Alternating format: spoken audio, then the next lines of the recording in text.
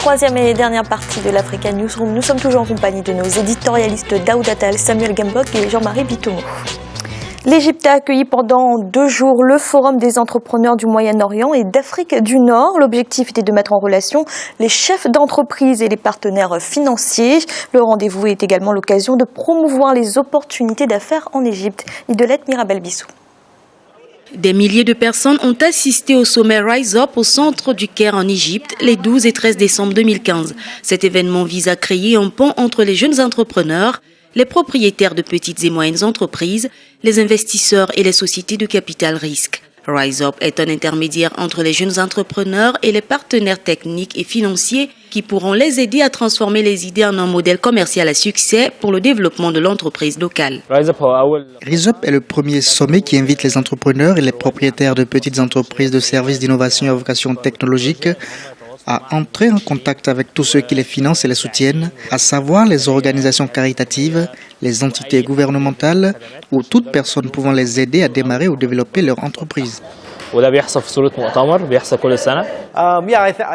Je pense qu'il y a une tonne d'opportunités d'affaires ici, dans d'autres zones géographiques à travers le monde où il y a les marchés et le public de taille similaire, il y a habituellement un peu plus de capital. Nous sommes donc optimistes pour la suite. Organisée par Abdelhamid Charara en 2013, la première édition du sommet avait connu la participation d'1 millier de personnes. Pour cette troisième année, les organisateurs ont vendu environ 4000 billets et plus de 50 pays étaient présents. Cette rencontre m'a permis d'acquérir les compétences nécessaires pour développer mon entreprise hors de nos frontières. Il y a un grand nombre d'investisseurs et de personnes intéressées qui sont à la recherche soit de nouvelles idées. Il y a également d'autres entreprises dans les mêmes domaines que le nôtre avec lesquels nous pourrons coopérer. L'Égypte est le pays le plus peuplé du Moyen-Orient avec 90 millions d'habitants. L'esprit d'entrepreneuriat est en plein essor dans le pays. Selon certains économistes, les start-up ont un potentiel important favorable à l'essor de l'économie égyptienne. Samuel, est-ce que la position de carrefour de l'Égypte entre ce Moyen-Orient et l'Afrique du Nord peut lui permettre de relancer son économie ? Clairement, c'est un axe important pour la diplomatie économique de l'Égypte. On a vu récemment qu'ils sont en train de mettre en place des politiques pour attirer l'investissement, pour attirer le tourisme, malgré le fait que la sécurité ne soit pas encore effective sur l'ensemble du territoire. Mais on voit très bien que l'Égypte essaye de remobiliser tout son arsenal pour attirer les investissements, que ce soit avec les Occidentaux, mais principalement avec le Moyen-Orient, où on voit que le Qatar prend de l'envol, l'Arabie Saoudite est dans une situation stagnante, et donc finalement il y a des opportunités pour l'Égypte de reprendre sa position. N'oublions pas que l'Égypte a toujours été au Moyen-Orient un des poids politiques et économiques de la région.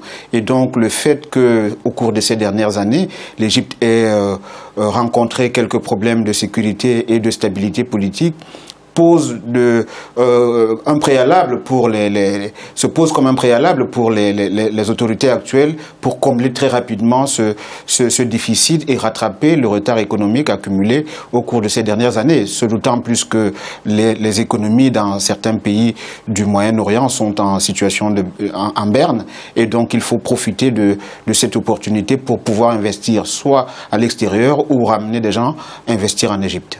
Alors Jean-Marie, l'Égypte multiplie les initiatives pour présenter ces opportunités et faire oublier ces problèmes de sécurité. Quels sont aujourd'hui les atouts dont dispose le pays pour relancer son économie ? L'Égypte dispose énormément d'atouts. Vous savez que l'Égypte a relancé, par exemple, le doublement du canal de Suez. C'est une opportunité qui va rapporter énormément, si vous voulez, de recettes à l'Égypte. Donc, ne serait-ce que par le biais du canal, l'Égypte peut se servir de ces recettes-là pour relancer son économie. Ils ont de la marge. Le potentiel de l'économie égyptienne, comme Samuel vient de le dire, il est réel dans pas mal de secteurs. Et l'Égypte est dotée, si vous voulez, d'une qualité de ressources humaines qui est quand même reconnue, si vous voulez, sur le Moyen-Orient. Donc à partir de là, vous avez aussi un lien qui est assez particulier, si vous voulez, entre l'Égypte et les États-Unis. Vous savez, à chaque fois que vous avez une déstabilisation de l'Égypte, vous avez toujours le soutien, si vous voulez, des Américains derrière. Donc ce potentiel-là reste. L'Égypte a reçu pratiquement, avant que la situation ne soit déstabilisée, l'Égypte recevait, bon an, mal an, chaque année, 100 milliards de dollars des Américains. Donc à partir de là, si cette coopération économique-là se poursuit, l'Égypte a un potentiel. S'il se lance en plus, si vous voulez, dans les nouvelles technologies, ça peut contribuer à booster l'économie égyptienne dans la mesure où vous aurez des liens, un lien qui est relativement direct déjà sur la dimension politique. Vous avez, si vous voulez, j'appellerais ça des subventions dont je vous ai parlé tout à l'heure en provenance des États-Unis, et vous aurez un échange de technologies qui sera relativement beaucoup plus facile pour un pays comme l'Égypte, contrairement à l'ensemble des pays de la région.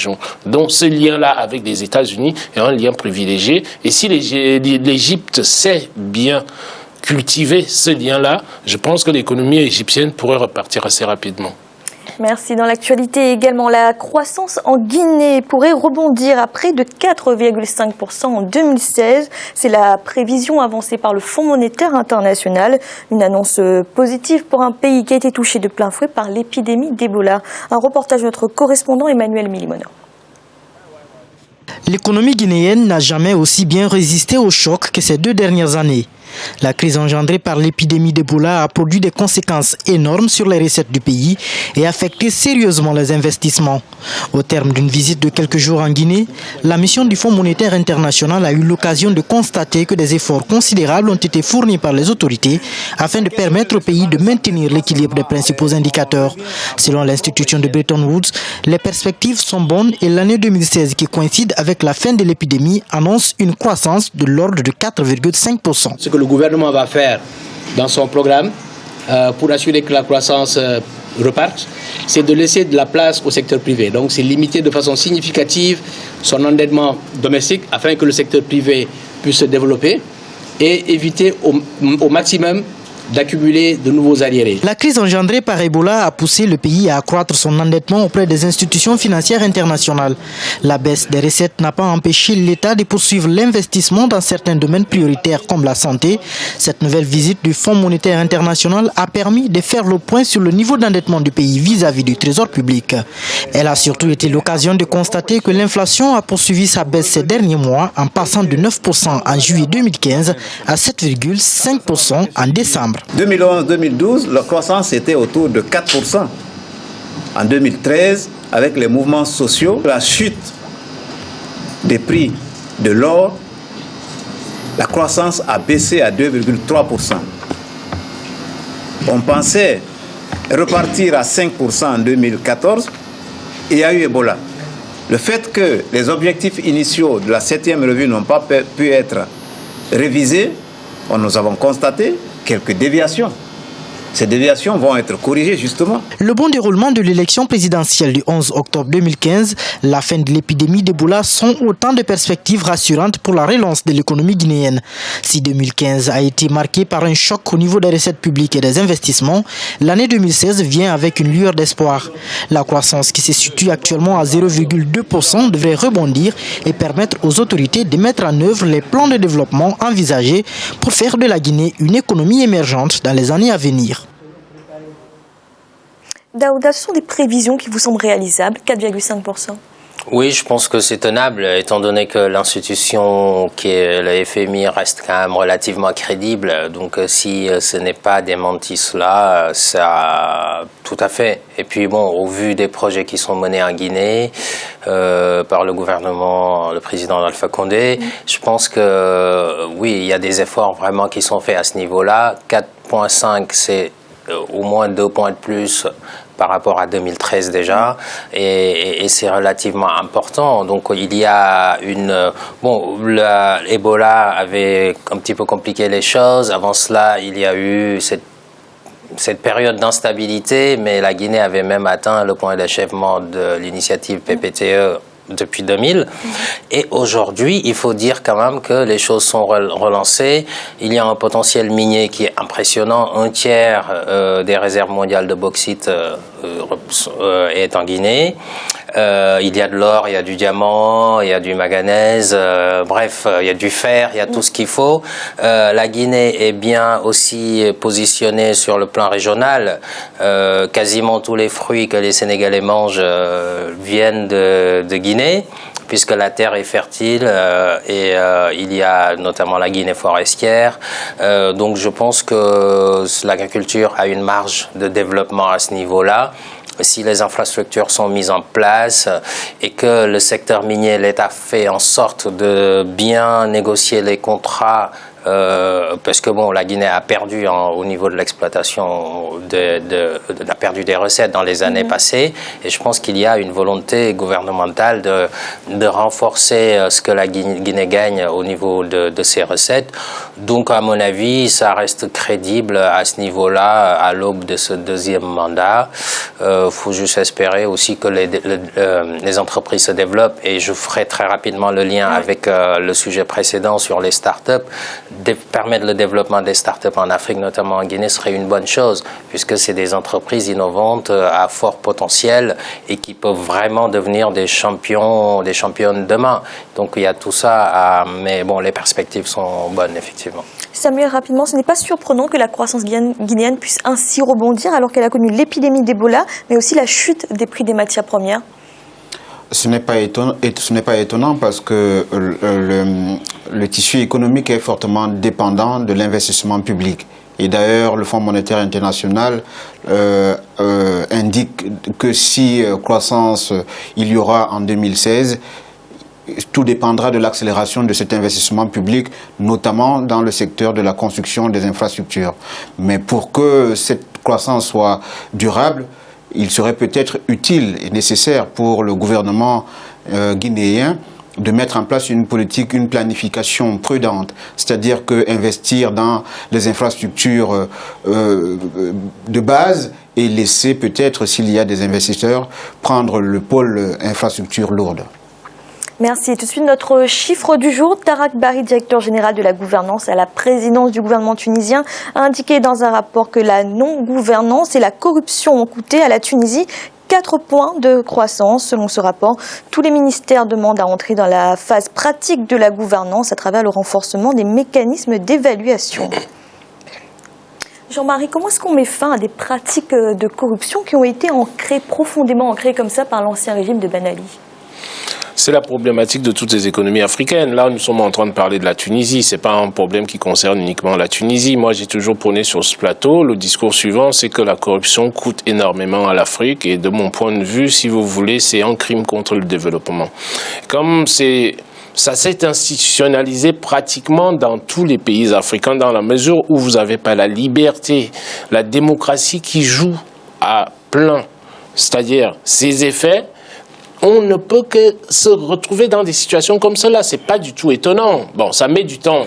Le gouvernement est arrivé. L'horizon politique, c'est vrai que l'homme politique est là, si vous voulez, pour un mandat qui va pour 5 ans. Mais l'horizon économique, temporel, spatio-temporel de l'économie est beaucoup plus long que ça. Donc, il faut du temps. Si les institutions officielles politiques ne sont pas stabilisées, ce sont elles qui fixent le cadre institutionnel dans lequel vont fonctionner les marchés de manière efficace. Dès cet instant que dès l'instant où vous avez cette instabilité qui réside dans le pays, évidemment, ça coûte énormément cher à toutes les économies africaines. Le cas de la Tunisie, c'est pas un cas unique. Donc, dès l'instant qu'on essaie d'éradiquer la corruption, on voit les résultats, ils sont immédiats. Donc à partir de là, le cas de la Tunisie, c'est tout simplement ce que je souhaite aux Tunisiens, c'est qu'on finisse avec le problème libyen qui est en train de se régler et qu'ils mettent en place, bon, il y a pas mal de pays africains qui sont rendus compte, si vous voulez, de ce que ça nous coûte la corruption et la corruption dans nos États. Et à partir de là, vous avez, on en a parlé sur ce plateau, du cas du Ghana. Le président ghanéen s'est mis là-dessus, le président kenyan de la même manière, parce que cette corruption-là nous coûte énormément, énormément. Et de mon point de vue, le développement de l'Afrique et sa croissance économique sont liés, si vous voulez, à l'éradication de la corruption. Parce que on ne fonctionne pas, on n'utilise même pas les compétences effectives des pays parce qu'on raisonne, si vous voulez, dans les réseaux tel ou tel ou tel, alors que vous avez d'autres compétences qui sont là pour pouvoir tirer les pays vers le haut. Merci, c'est à présent la fin de cette émission. Demain, retrouvez le 4e volet de cette semaine consacrée au secteur des télécommunications. Daouda, merci d'avoir été là. Merci Fanny, c'est un plaisir renouvelé et bonsoir à toutes et à tous. Samuel, merci également. Merci Fanny, bonsoir. Et Jean-Marie, merci. Merci Fanny, bonsoir à tous nos téléspectatrices et nos téléspectateurs. Et merci à vous de nous avoir suivis. À bientôt dans l'Africa Newsroom.